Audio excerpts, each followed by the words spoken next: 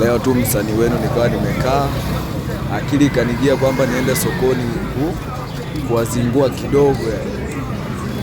Endelea kufuatilia hapo, utaona nilichokifanya sokoni. Nilifanya nini? Nilichukua vitu vya watu nikaanza kula ovyo ovyo.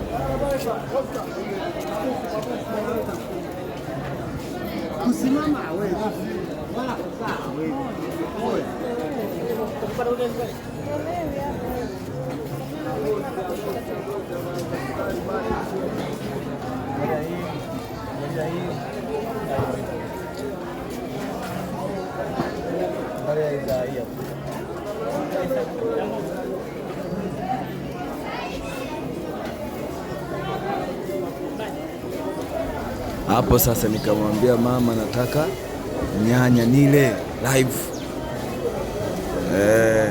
Na mama huyo akaangalia kama kuna maji nini, usaniambia tuoshe, si unajua afya tena. Nikampa hela yake kabisa.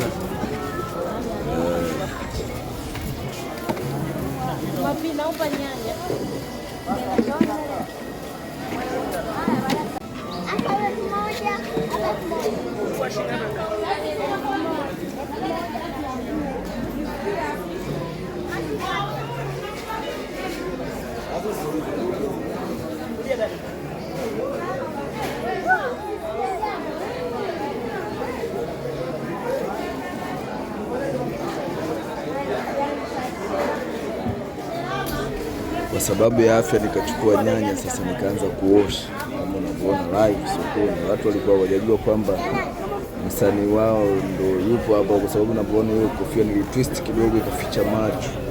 Kwa hiyo walikuwa wanahisia tu, wanaona rasta. Nikaanza sasa kama hivyo unavyoona, nikachukua chumvi kidogo pale, nikaanza kula. Walikuwa wanashangaa baadaye wamekuja kuomba picha baadaye sana, baada ya kujua kwamba ni nani ndo alikuwepo hapo sokoni. Nitawaonyesha, endelea kufuatilia, kuna part 1 mpaka part 4.